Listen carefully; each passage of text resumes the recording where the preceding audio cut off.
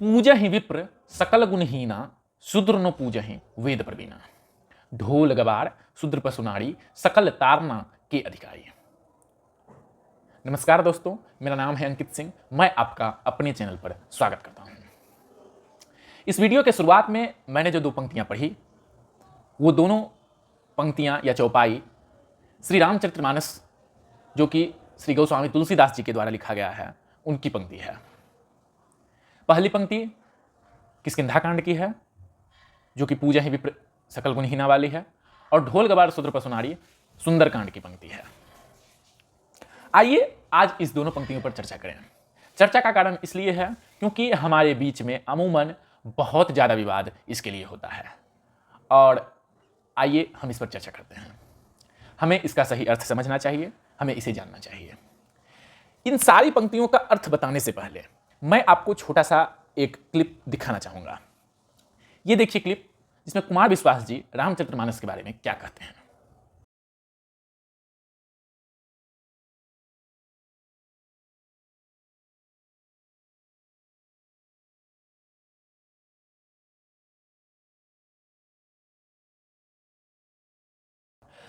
आशा है आपने ये क्लिप देखा होगा। रामचरितमानस के बारे में कुमार विश्वास जी इतने विद्वान व्यक्ति हैं, उन्होंने बोला है कि कुमार विश्वास की अर्धहाली पर 7 पीएचडी कुर्बान है। यानी मैं एक बात और आपको बता दूं, यह मेरा पर्सनल एक्सपीरियंस है, रामचरितमानस जैसे पुस्तक को समझना हमारे बस की बात नहीं है। एक बात। दूसरी बात, आइए अब इन पंक्तियों पर आते हैं। पहली पंक्ति है पूजा ही विप्र सकल गुणहीना। इसका अर्थ होता है कि ब्राह्मण अगर सकल गुण से हीन है तो उसकी पूजा करनी चाहिए, और शूद्र नो पूजा ही वेद प्रवीणा। यानी शूद्र अगर वेद में प्रवीण है फिर भी उसकी पूजा नहीं करनी चाहिए। मेरे अनुसार, मैं नहीं जानता कौन लोग क्या अर्थ इसका निकालेंगे, मैं नहीं जानता। मेरे अनुसार जो इसका अर्थ है, मैं इस पर चर्चा करना चाहूंगा। इसका अर्थ है कि सबसे पहली बात, मैंने आपको ये जानकारी रखते होंगे कि हमारे हिंदू धर्म में 4 वर्ण होते हैं: शूद्र, वैश्य, क्षत्रिय और ब्राह्मण।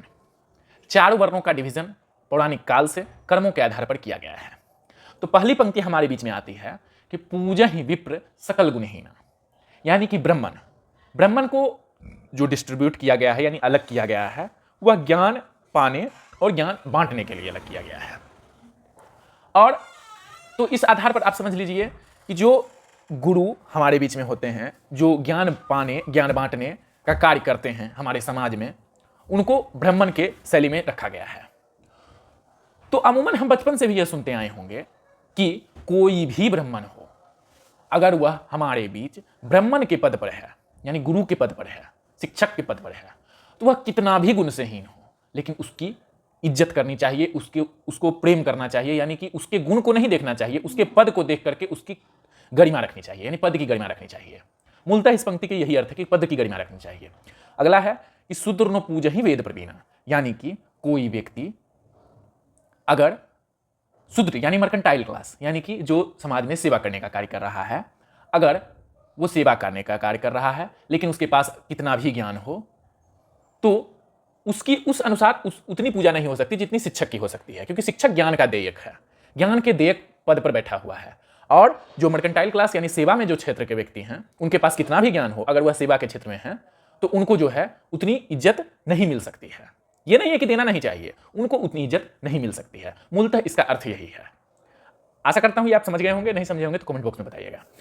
अगले पंक्ति पर मैं आता हूं कि ढोल गवार शूद्र पशुनारी सकल तारना के अधिकारी। मूलतः इस पंक्ति का अर्थ आप समझ लीजिए। ढोल गवार शूद्र पशुनारी सकल तारना के अधिकारी। अगर हम टेक्स्ट बुक में देखें, जो कि रामचरितमानस है, उसमें मूलतः नए टेक्स्ट बुक में मैंने देखा है कि लिखा हुआ है कि ये ढोल हो, गवार हो, शूद्र हो, ये सब शिक्षा के अधिकारी होते हैं। लेकिन मूलतः ये अर्थ इसका निकलता भी है, नहीं भी निकलता है। ऐसे समझ लीजिए कि पहला है तारना शब्द जो है, वह ढोल गवार शूद्र पशुनारी पांचों के लिए, पांचों को एक अर्थ में बता करके इसमें यूज किया गया है। जैसे कि कहीं तारना का अर्थ आपने शिक्षा भी पढ़ा होगा, कहीं तारना का अर्थ आप पीटना भी जानते होंगे, और कहीं तारना का अर्थ आप जो है हाँकना भी जानते होंगे, और कहीं तारना का अर्थ देखना भी जानते होंगे, रक्षा करना भी जानते होंगे। जी हाँ, इसी प्रकार से है ये पंक्ति कि ढोल यानी कि जो ढोल है उसे बिना पीटे वह बज नहीं सकता है। तो ये तारना का ढोल के लिए अर्थ ये हो गया।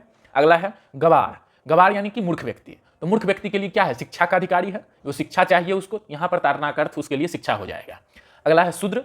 शूद्र भी क्या है, सेवा का व्यक्ति है, उसको देख करके ही सेवा आप उससे ले सकते हैं, यानी कि जो भी सेवा मर्केंटाइल क्लास में आपके पीछे है तो उसके लिए सेवा का कार्य है, तो सेवा के कार्य में आपको उसके लिए रक्षा देखना पड़ेगा।